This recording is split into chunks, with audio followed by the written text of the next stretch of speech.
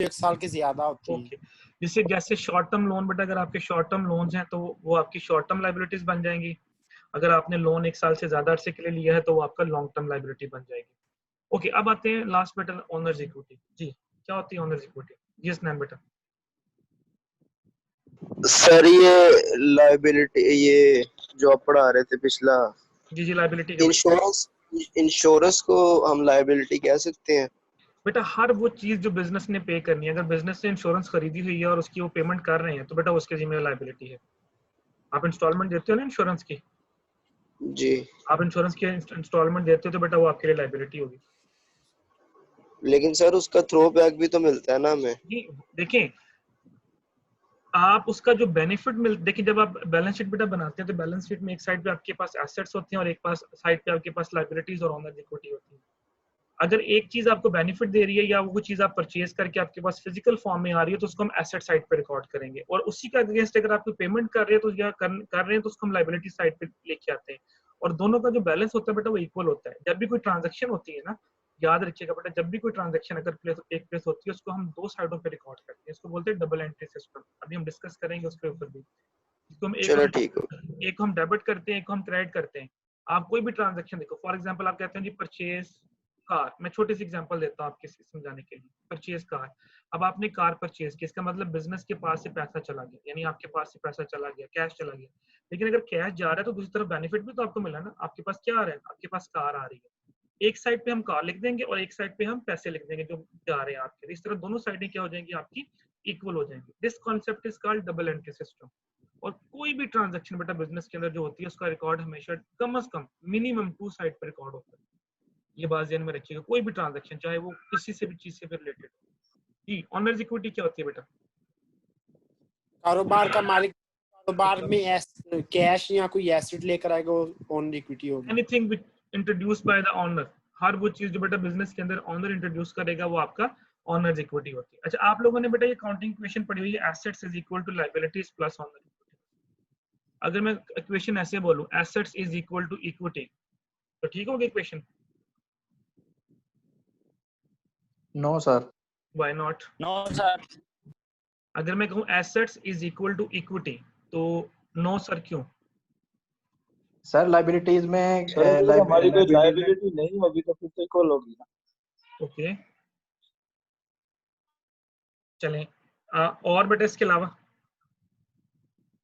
Sir liabilities तमाम वो अखराजात होंगे जो हमने यानी कि पे करने हैं, जैसे बिल पेबल है ठीक है, और बैंक ओवरड्राफ्ट है, वो सब इसमें से हमने यानी कि माइनस करना है एसेट में से। पर ओके अगर आप जैसे ओनर इक्विटी कह रहे हैं तो ओनर इक्विटी में तो सिर्फ कैपिटल ही आएगा ओके, और उसमें से मैंने ये ड्राइंग बोला, माइनस होंगी ये और आपके उसमें सामने नेट नजर आ रही है। प्रॉफिट। ये देखिए बेटा, आपके सामने मैंने ये इक्वेशन लिखी है अभी आपके सामने। इस इक्वेशन को देखें जरा, एसेट्स जी is sir. Equal to liabilities plus owner equity, ये आप लोगों ने इक्वेशन पढ़ी हुई है। मैं कह रहा हूँ कि अगर मैं इक्वेशन को एसेट्स जी is equal to owner equity करूं तो आप लोग कह रहे हैं कि ये सर सही नहीं है। चलिए मैं एग्जांपल लेता हूँ। मैं कहता हूँ जी एसेट्स है हमारे पास 80,000 के, मैं पुट करने लगा हूँ, इक्वल टू लायबिलिटीज है हमारे पास फॉर एग्जांपल 20,000 की, जमा और 60,000 की हमारे पास है ऑनर इक्विटी। आप देखिए दोनों साइड इक्वल है, ये जो भी हमने पहले इक्वेशन पढ़ी है, फर्स्ट इक्वेशन मैंने लिखी है। जी 80,000 सर, की ठीक है। एसेट्स हैं, 20,000 की लायबिलिटीज हैं और 60,000 की हमारे पास क्या आ गई, ऑनर इक्विटी। अच्छा, जी अब अगर मैं इस एसेट्स को जो हमारे पास लिखे हुए हैं, ठीक है, या लाइबिलिटीज जो लिखी हुई है, चलिए मैं ऐसे कर दूंगा 80,000, मैं इक्वेशन देखिएगा थोड़े से करने लगा हूँ, ये 20,000 मैं इस तरफ ले आया। अब इक्वेशन मैंने गलत तो नहीं की, मैथमेटिकली ठीक ही है ना ये? जी सर। 20,000 इधर प्लस हो रहा था, मैं दूसरी तरफ ले आकर इसको मैंने माइनस कर दिया।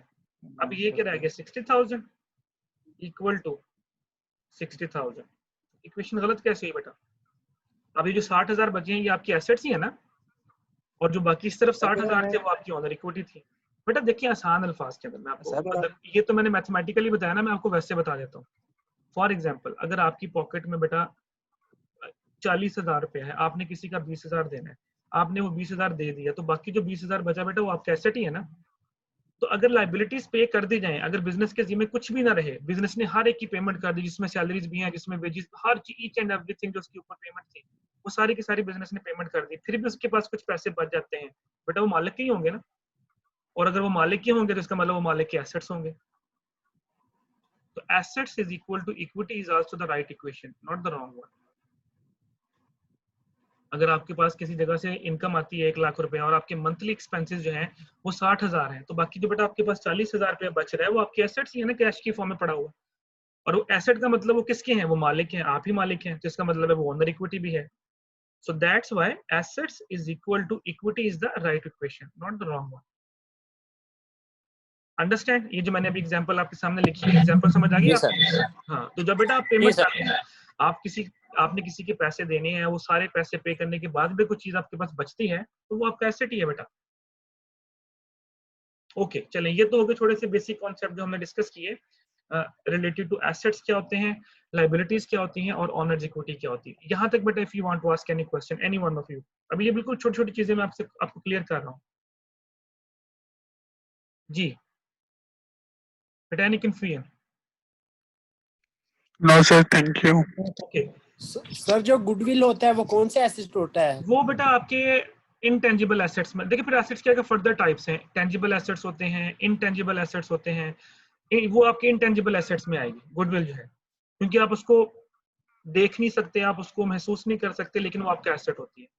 और बेटा गुडविल कभी भी हमेशा हम शॉर्ट टर्म के लिए नहीं चाहेंगे, गुडविल हमेशा हम लॉन्ग टर्म के लिए चाहेंगे कि हमारी जो रेपुटेशन है वो लंबे अरसे तक जो है वो बनी रहे, तो वो इनटेंजिबल एसेट्स में आ जाएगी आगे फर्दर। Thank you. ओके, इसके बाद बेटा छोटा सा हम कॉन्सेप्ट डिस्कस करेंगे फाइनेंशियल स्टेटमेंट्स के ऊपर। जी, आपने बेटा 2 किस्म की फाइनेंशियल स्टेटमेंट्स पढ़ी होंगी। मैं यहाँ पे चलें, इसी के अंदर, इसी को मैं अभी काउंटिंग कॉन्सेप्ट्स के बेटा भी मैं कंटिन्यू कर रहा हूँ, तो इसी के अंदर मैं एक छोटा सा अभी कॉन्सेप्ट आपसे पूछूंगा फाइनेंशियल स्टेटमेंट्स का। क्या होती है फाइनेंशियल स्टेटमेंट? आपने ये पढ़ी नहीं है बेटा? चले मैं आपको लिख भी देता हूँ, इसमें आपने 2 पढ़ी होंगी जो बेसिक यूज की जाती है, एक बैलेंस शीट और दूसरी आपकी इनकम एंड एक्सपेंडिचर। जी बिल्कुल, इनकम स्टेटमेंट। जी बेटा बताएं, सबसे पहले बताएं बैलेंस शीट क्या होती है? सर बैलेंस शीट जो है वो साल के आखिर में बनती है और इसमें हम एसेट्स और लायबिलिटीज ऐड करते हैं दोनों साइड से। बताता क्या है बिजनेस के बारे में, वो आप मुझे बता रहे हो स्केच, ठीक है, उसमें एसेट लिखते हैं, लायबिलिटी लिखते हैं, हर चीज। सर ये कारोबार के आखिर में इसका सर जो होती है सर लायबिलिटीज और सर उसका अगेन बेटा मुझे स्केच बता रहे हो के लिए बनाई जाती है, आप मुझे उसके बनाने का तरीका बता रहे हो कि एसेट होते हैं फलां। मैं कहता हूँ जी ये फलां कंपनी की बैलेंस शीट है, मुझे बताएं ये इस कंपनी के क्या रिप्रेजेंट कर रही है, क्या बता रही है? साल के आखिर में सर उसके एसेट्स और लायबिलिटीज को सर मालूम करने के लिए बनाई जाती है। बेटा ये मैं बात समझ गया हूँ, आप बिल्कुल सही बोल रहे हैं, मैं ये नहीं कह रहा कि आप गलत बोल रहे हो। क्वेश्चन मेरा ये है कि बैलेंस शीट बनाने का पर्पस क्या है। चलें ये ऐसे कर लेते हैं, क्वेश्चन को आसान कर लेते हैं। Why we are preparing balance sheet? सिर्फ प्रॉफिट में, हम प्रॉफिट में है कि हम लॉस में है, ओके देखिए ये पता चलता है कि हम प्रॉफिट में। बैलेंस शीट और इनकम स्टेटमेंट बेटा देखिए इसके 2 कॉन्सेप्ट्स हैं। बैलेंस शीट बताती है किसी भी बिजनेस की फाइनेंशियल पोजीशन को, यानी बैलेंस शीट क्या बताएगी? किसी भी बिजनेस की फाइनेंशियल पोजीशन। और आपकी जो इनकम स्टेटमेंट है बेटा ये क्या बताएगी? किसी भी बिजनेस की फाइनेंशियल परफॉर्मेंस को। ठीक हो गया? अब देखिए मैंने 2 वर्ड यूज किए हैं, आप लोग जो मुझे बता रहे हो ना, आप मुझे बता रहे हो कि एक एसेट होते हैं, नो डाउट बेटा होता वही कुछ है, बनाने का तरीका भी आपको आता है, लेकिन बेसिकली ये होता कि अब फाइनेंशियल पोजीशन क्या होती है? अब मैंने 2 वर्ड यूज किए, एक फाइनेंशियल पोजीशन, एक फाइनेंशियल परफॉर्मेंस। जी हसनैन बेटा। जी जी कुछ पूछना चाहते हैं? फाइनेंशियल पोजीशन, प्रॉफिट में जी फाइनेंशियल बोले बेटा। फाइनेंशियल पोजीशन, साल के आखिर में सर फाइनेंशियल पोजीशन बताती है कि हालात में है, इसकी लायबिलिटीज ज्यादा है या एसेट ज्यादा है। ओके जी बेटा आप बोले, ये मोहम्मद सलमान बोल रहे हैं सबसे पहले, आप बेटा जरा करें, आप बोले Salman. My name is Mohammed Salim. अस्सलाम वालेकुम सर। जी बेटा, जी सलीम बेटा। तो फाइनेंशियल पोजीशन मींस कि हमारा बिजनेस दैट्स टाइम कहाँ पे चल रहा है, प्रॉफिट लॉस में जा रहा है या दूसरा हमें प्रॉफिट हो रहा है या लॉस में और लॉस हो रहा है। फिर इनकम स्टेटमेंट क्या बताती है? फिर फाइनेंशियल परफॉर्मेंस क्या हुई? पर फाइनेंशियल परफॉर्मेंस ये होगी कि हमें हमारी परफॉर्मेंस के रिलेटेड बताता है कि हमारा जो प्रॉफिट पहले कितना था और नेक्स्ट टाइम अब कितना, और नेक्स्ट टाइम हम इसे कैसे अपने परफॉर्मेंस को इंक्रीज कर सकते हैं। ये दोनों चीजें आपने सेम ही नहीं बता दी, बैलेंस शीट में भी आप वही बता रहे हैं मुझे, फाइनेंशियल पोजीशन क्या भी बता रहे हैं कि सर बिजनेस प्रॉफिट में जा रहा है या लॉस में जा रहा है। सर उसके अंदर ये है कि हमारे बिजनेस प्रॉफिट एंड लॉस की बताते हैं, और सर इसके अंदर ये होता है कि हमारे सिर्फ प्रॉफिट को ही बताते हैं कि प्रॉफिट चलिए मैं हमारा बताता किस जगह पर हूँ, है। ओके हो गया बेटा, ओके हो गया। देखिए फाइनेंशियल पोजीशन का मतलब बेटा ये होता है कि बिजनेस फाइनेंशियली तौर पे कितना स्ट्रांग हो रहा है, that is called position. Performance ये होती है कि बिजनेस फाइनेंशियली तौर पे कैसे परफॉर्म कर रहा है, कि प्रॉफिट में जा रहा है या बिजनेस लॉस में जा रहा है, इसको बोलते हैं फाइनेंशियल परफॉर्मेंस। पोजीशन क्या होती है, फॉर एग्जांपल कंपनी के पास पहले कितने एसेट्स थे, कंपनी के पास अब कितने एसेट्स हो चुके हैं, कंपनी ने पहले कितने लोगों का पैसा देना था, कंपनी ने अब कितने लोगों का पैसा देना है, this is called financial position. इसकी छोटी सी एग्जांपल ले लें, अपने ऊपर अप्लाई कर लेते हैं। फॉर एग्जांपल मैं अपनी एग्जांपल देता हूँ आपको, मैं कहता हूँ जी मेरी फाइनेंशियल पोजीशन कैसी है।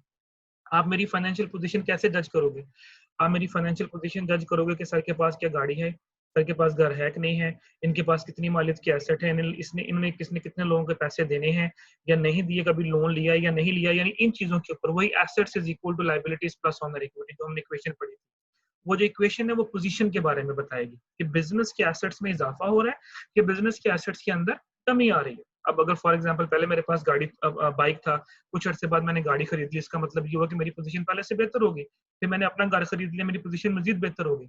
तो जो फाइनेंशियल पोजीशन होती है वो बेसिकली बिजनेस के एसेट्स, लायबिलिटीज और इक्विटी के बारे में बता रही होती है।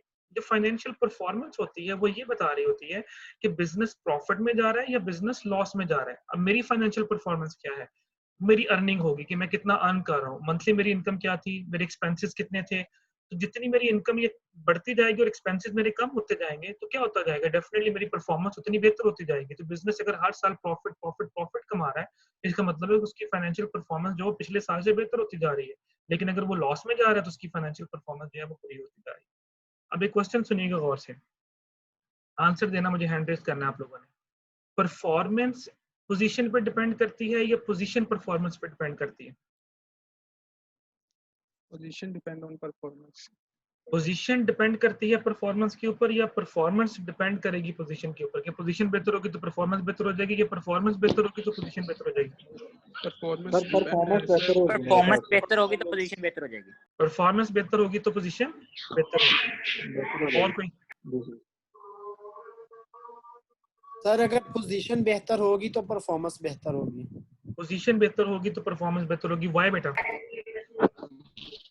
सर अगर कारोबार की जिम्मेदारी अदायगियां कम होगी और उसके पास एसेट्स ज्यादा होंगे तो उसके सर परफॉर्मेंस पर फर्क तो पड़ेगा ना। एसेट्स कैसे बढ़ेंगे फिर? कारोबार के सर नफा बढ़ने की वजह से। हाँ, तो फिर इसका मतलब क्या हुआ? मैंने बड़ी एग्जांपल, बड़ी छोटी सी एग्जांपल दी थी आपको, अपने के ऊपर अपने ऊपर अप्लाई करके देखो। अभी आप स्टूडेंट हो फॉर एग्जांपल, इस वक्त आप फाइनेंशियली तौर पे इतने स्ट्रांग नहीं है क्योंकि आप अभी डिपेंडेंट हो, ऐसे ही है ना। जी सर। अभी आपकी पोजीशन इतनी स्ट्रांग नहीं है। अब आप कहते हो यार मुझे कहीं बड़ी अच्छी जॉब मिल गई है। अब आपने जॉब स्टार्ट की तो क्या हुआ, आपकी अर्निंग में इजाफा होना शुरू हो गया। जब आपकी अर्निंग में इजाफा होगा तो पोजीशन बेहतर होना शुरू हो जाएगी या खराब होना शुरू हो जाएगी? बेहतर होना शुरू हो बेहतर होना जाएगी। शुरू हो जाएगी। तो बेसिकली बेहतर होना शुरू होगी जी, जो पोजीशन होती है ना बिजनेस की, वो हमेशा उसकी परफॉर्मेंस पर डिपेंड कर रही है। जितना आप अच्छा परफॉर्म करेंगे आपकी पोजीशन जो है वो उतनी ही अच्छी होती जाएगी। बेटा माइक म्यूट कर दिया करें, माइक म्यूट कर दिया करें, जब आंसर देते हैं ना उसके बाद माइक म्यूट कर दिया करें सभी लोग। तो इसका मतलब बेटा ये हुआ कि जो परफॉर्मेंस है, जो पोजीशन है वो परफॉर्मेंस पर डिपेंड करती है। तो जितना अच्छा आप परफॉर्म करेंगे उतनी ही पोजीशन आपकी अच्छी होती जाएगी। ओके, ये तो हो गया बेटा बैलेंस शीट और इनकम स्टेटमेंट के बारे में। अच्छा, अब मैं कुछ यहाँ पे वर्ड्स लिखूंगा जस्ट आपके कॉन्सेप्ट्स क्लियर करने के लिए। आपने मुझे जस्ट सुन के आंसर्स देने हैं कि इनका मतलब क्या है। अच्छा, बैलेंस शीट के अंदर भी आपने मुख्तलिफ वर्ड्स पढ़े होंगे। अब आप मुझे बताएंगे बेटा, सबसे पहले ये वर्ड आपने पढ़े होंगे। ये मैं बेटा आपको कॉन्सेप्ट इसलिए पढ़ा रहा हूँ कि मैंने जब आगे न्यूमेरिकल शुरू करने हैं ना तो मैं वहां पे जाके इसको रिपीट करूंगा दोबारा। लेकिन आपको ये कॉन्सेप्ट क्लियर होने चाहिए ताकि जब हम मैनेजरियल अकाउंटिंग के न्यूमेरिक्स शुरू करें तो आपको पता हो कि ये सेल्स क्या होता है, ये रेवेन्यू क्या होता है। चले, ये लास्ट टॉपिक है, इसके बाद फिर हम आगे वाला जो टॉपिक है वो मैं आपको फिर नेक्स्ट पढ़ाऊंगा। ये जस्ट थोड़ा सा मैं आपको गाइड करता हूँ। जी, सबसे पहले मुझे बताया बेटा सेल्स और रेवेन्यू में क्या फर्क होता है? सर रेवेन्यू होता है हमारा मुनाफा, ठीक है। और सेल जो होती हैं ये वो होती हैं जैसे कि हमने अगर कोई चीज किसी को बेच दी है, उसे हम सेल्स कहते हैं। ओके, तो फिर प्रॉफिट क्या होता है? अगर रेवेन्यू आपका मुनाफा है तो फिर प्रॉफिट का वर्ड क्यों यूज करते हैं हम स्टेटमेंट के अंदर? सर प्रॉफिट का इसलिए यूज करते हैं क्योंकि सेल, अगर हमने एक चीज 10 रुपए की ली है, हम 15 की बेचते हैं तो 5 रुपए हमारा प्रॉफिट है। उसको 5 रुपए को हम रेवेन्यू नहीं बोलेंगे फिर? रेवेन्यू भी बोल सकते हैं। तो फिर अच्छा, अब देखो 3 वर्ड बेटा आप यूज कर रहे हो, मैं तीसरा वर्ड भी लिख रहा हूँ, ये देखो, ये भी मैंने लिख दिया। तो फिर फर्क क्या हुआ जब आप इनकम स्टेटमेंट बनाते हो? सर अगर देखो सुनो मेरी बात, सर सुनो अगर हम अब्दुल्ला कोई बेटा, एक चीज मिनट, अब्दुल्ला सेल बेटा, एक करते मिनट, मेरी एक बात सुनो पहले। जब आप लोग इनकम स्टेटमेंट बनाते हो तो एंड पे जब आप लिखते हो तो क्या लिखते हो? नेट प्रॉफिट या नेट लॉस ही लिखते थे ना? आखिरी जो वर्ड होता था आपके स्टेटमेंट के एंड पे वो लिखा होता था नेट प्रॉफिट और नेट लॉस। कभी वहां लिखा था नेट रेवेन्यू और नेट लॉस? No sir. नहीं ना लिखा। No sir. अब जब आप इनकम स्टेटमेंट बनाते हो, आपने क्या किया? सेल में से एक्सपेंसेस को माइनस किया, उसके बाद ग्रॉस प्रॉफिट आ गया, एक्सपेंसेस को माइनस किया, तो आप लिखते थे नेट प्रॉफिट या नेट लॉस। मैं स्केच थोड़ा सा बोल रहा हूँ वैसे। कभी वहां पे आपने लिखो नेट रेवेन्यू या नेट लॉस, तो फिर रेवेन्यू और प्रॉफिट सेम कैसे हो गए? सर जो हमारी सेल है ना, वो हमारी सिर्फ थिंग्स पे आएगी, जो यानी कि हमारे पास प्रोडक्ट है, और जो रेवेन्यू है वो हमारी पूरी बिल्डिंग, जिसे हम कह लें जो पूरा सेटअप है, वो हमारा रेवेन्यू है। ओके, इसका मतलब फिर ये हुआ कि आप ये कहना चाह रहे हैं कि सेल सिर्फ वो है जो हम चीज बना रहे हैं, मतलब जो हमारी प्रोडक्शन वाली चीजें हैं वो सेल्स हैं, और बाकी जो है वो सारे का सारा रेवेन्यू है। ओके, चलिए जो इसके अलावा, हमारी, हाँ ओके, इसके अलावा बेटा कोई और कॉन्सेप्ट पता चले ना? आप लोगों ने 2 काउंटिंग के सब्जेक्ट पढ़े हुए हैं। जी बोले बेटा। और सर जो प्रॉफिट है ना, वो हमेशा हमारा आएगा सेल्स पर।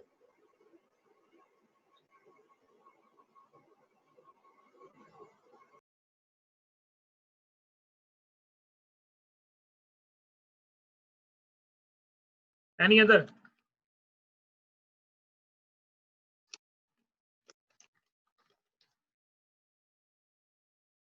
देखो बेटा, सेल्स और रेवेन्यू में क्या फर्क होता है बेटा? ये फर्क होता है, जो सेल्स होती हैं, याद रखिएगा, इट्स वेरी इंपॉर्टेंट कॉन्सेप्ट, और ये अक्सर बेटा स्टूडेंट्स को पता नहीं चल रहा होता। सेल्स का वर्ड बेटा हम यूज करते हैं मैन्युफैक्चरिंग बिजनेसेस के लिए। अगर आप कोई मैन्युफैक्चरिंग बिजनेसेस कर रहे हैं, फॉर एग्जांपल कोई प्रोडक्ट बना रहे हैं और उस प्रोडक्ट को आप आगे करते हैं, तो उसके लिए हम वर्ड यूज करते हैं सेल्स। फॉर एग्जांपल मैं कहता हूँ मेरी टेक्सटाइल कंपनी है, आप कपड़ा बेच रहे हैं, तो जब आपने इनकम स्टेटमेंट बनानी है तो आपने वहां वर्ड यूज करना है सेल्स माइनस एक्सपेंसेस। लेकिन बेटा जो सर्विसेज बिजनेसेस होते हैं, वो तो कोई प्रोडक्ट नहीं बेच रहे होते, वो तो सर्विसेज प्रोवाइड कर रहे हैं। फॉर एग्जांपल आपका बैंक हो गया, फॉर एग्जांपल आपके टीसीएस हो गया, आपकी ईसीएस हो गया, वो तो आप सिर्फ सर्विसेज दे रहे हैं, और उसके बदले उनको क्या मिलता है? उनको पैसे मिलते हैं। उस पैसे को बेटा हम वर्ड यूज करेंगे रेवेन्यू। तो रेवेन्यू में से एक्सपेंसेस को माइनस करेंगे तो नेट प्रॉफिट या नेट लॉस आएगा। Understand the concept? तो मैन्युफैक्चरिंग यस सर। बिजनेसेस के लिए बेटा जब हम इनकम स्टेटमेंट बनाते हैं तो सेल्स से स्टार्ट करते हैं। सर्विसेज बिजनेस के लिए जब हम इनकम स्टेटमेंट बनाएंगे तो हम रेवेन्यू के वर्ड से स्टार्ट करेंगे। दोनों एक ही चीज है, फर्क नहीं है दोनों में। दोनों में से आपने एक्सपेंसेस को माइनस करना है तो आपके पास नेट प्रॉफिट या नेट लॉस आएगा। अंडरस्टैंड बेटा? आप समझ आ गई बेटा कंफ्यूजन? दोनों एक ही चीज है, नो सर। फर्क सिर्फ मैन्युफैक्चरिंग और सेल उसका है, नॉन मैन्युफैक्चरिंग बिजनेसेस का। जी अब्दुल रहमान बेटा। ओके। चलें लास्ट बेटा कॉन्सेप्ट, कॉस्ट और एक्सपेंस में क्या फर्क होता है? सर कॉस्ट वो होती है जो प्रोडक्ट पे बनाने पे हमें खर्चा आए। ओके, जो और फिर प्रोडक्ट एक्सपेंस बनाने क्या पे होगा? एक्सपेंस वो होता है